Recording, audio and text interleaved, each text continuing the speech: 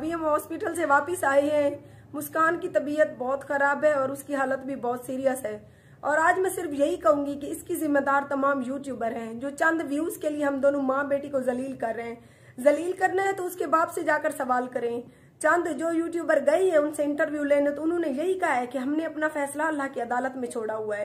बेशक अल्लाह पाक की अदालत में तो ना रिश्वत चलती है ना कोई कुछ चलता है, ठीक है। अगर उसने यूनुस के बाप ने अल्लाह की अदालत में अपना फैसला छोड़ा हुआ है तो मैं भी ये कलाम पाक उठाकर कहती हूँ, अगर मैं गलत हूँ, अगर वाकई यूनुस का बाप सच कह रहा है, अगर मैंने यही सारी डिमांडें उससे रखी थी ना, तो ये कुरान पाक मुझे काफी है, अल्लाह पाक मुझे काफी है। अल्लाह करे मैं एक से दूसरा सांस ना लूं, वरना जो यूट्यूबर चंद व्यूज के लिए हमें जलील करे ना हम दोनों माँ बेटी को, तो ये कुरान पाक है आपको, आप भी इसी तरह एक दिन जलील होंगे, ठीक है ना। मेरा क्या कसूर है? मेरा यही कसूर है कि मैं हिम्मत के साथ डटकर हालात का सामना कर रही हूँ। एक तो मेरा इतना प्यार करने वाला बेटा चला गया इस दुनिया से, उसके पीछे मुझे नहीं समझ आ रहा कि क्या रीजन था। जब मैंने हाँ कर दी थी, बेशक इसका बाप नहीं मान रहा था तो इसने हमें कॉल करके बताना तो चाहिए था, इसको हमारे घर आ जाता।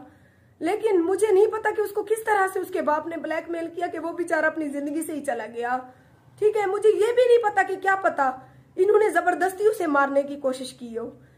फिर भी अगर उसने अपना फैसला अल्लाह की अदालत में छोड़ा हुआ तो मैंने भी ये कलाम पाक उठाकर कहती हूँ कि अगर मैं गलत हूँ, मैं झूठी हूँ, तो मैं यही बर्बाद हो जाऊं। मेल किया है, चाहे वो उसका बाप है, चाहे उसके घर का कोई फर्द है, चाहे बेशक मैं हूँ, तो मैं भी बर्बाद हो जाऊं।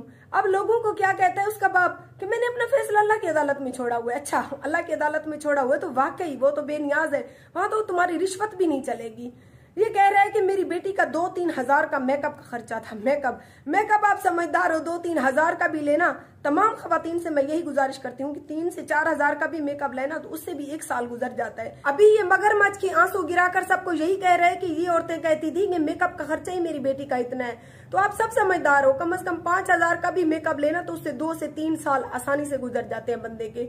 हमारा तो 1.5 साल से वही मेकअप है जो हम कभी कभार माँ बेटी दोनों इस्तेमाल करते हैं। तो ये यहीं पर झूठा हो गया। ये कहते हैं कि 4 तोला जेवर और 10 मरले की डिमांड की थी इसकी माँ ने। तो आप लोग मेरा बैंक बैलेंस भी, आप सबको इजाजत है मेरा बैंक बैलेंस चेक करें आकर, मेरे अकाउंट में चेक करें। इस टाइम आपको 10 रुपए भी नहीं मिलेंगे। मेरे घर में आकर खंगालें, आपको 1 तोला जेवर भी नहीं मिलेंगे, सिवाय उन 6 मरलों के जिन पर मेरा घर भी 1.5 साल से पूरा मुकम्मल नहीं हुआ।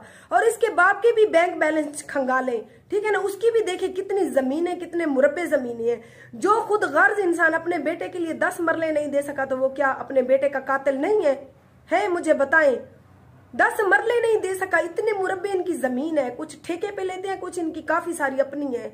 उसके बावजूद साफ जाहिर इनके घर में ज़र जेवर जमीन सब कुछ है।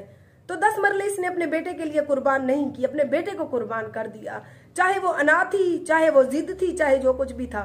मैं तो 6 मरले, इस टाइम सिर्फ 6 मरले हैं, जिनके 1 मरले के पैसे मैंने अभी भी देने हैं। जब ये बातें सारी सरेआम होंगी ना, अगर मुझे अदालत में बुलाएंगे, मेरे घर की तलाशी लें, मेरे अकाउंट की तलाशी लें, मैंने अगर लोगों से लूटा हुआ है तो कहाँ गया वो लूटा हुआ पैसा?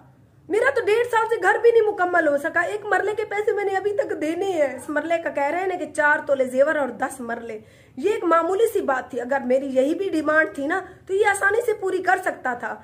अगर ये कहता है कि अल्लाह की अदालत में छोड़ा हुआ, अगर ये सच्चा है, अगर मैंने इसके बेटे को लूटा है तो लूटा हुआ सामान पैसा कहाँ गया? ये तो वो खुद गर्ज शख्स है जो यूनुस ने इसको कहा कि अबू आप शादी के लिए जाओ, उन लोगों से टाइम लो, उन लोगों को कहो कि हमें निकाह का टाइम दे। तो ये जब मेरे घर आया तो कहने लगा बीबी मेरे पास सिवाय 2 जोड़े कपड़ों के और कुछ भी नहीं है।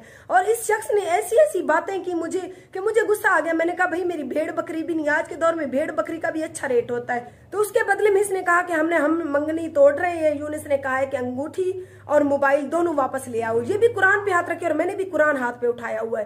कहे ये हमारे घर से मोबाइल और अंगूठी भी ले गया। 3 जोड़े कपड़ों के 4 जो लोन के लिए थे वो मैंने इसको यही कहा कि वो हमने जो है ना पहन लिए हैं। बाकी रह गई बात कि मैं, अगर इसने इन लोगों ने अंगूठी दी थी सोने की तो मैंने भी बदले में दी थी। मैंने तो अपनी नहीं मांगी इनसे अंगूठी। मैंने कहा जहाँ पे इतना कुछ हमारी रुसवाई हो गई वहां पे अंगूठी, ये सोना, ये हमें, अगर मैं इन चीजों को वैल्यू देती तो आज मेरे घर में बहुत सारा पैसा भी होता, मेरे बैंक अकाउंट में पैसा होता, मेरे घर में काफी सारे जेवर होते। बाकी आप सबको एक और खबर जो है ना मसालेदार मिल गई है। बाकी अगर उसके बाप ने अल्लाह की अदालत में छोड़ा हुआ है अपना फैसला तो मैंने भी छोड़ा हुआ है। अगर मैं गलत हूं तो मैं यहीं पर गर्क हो जाऊं।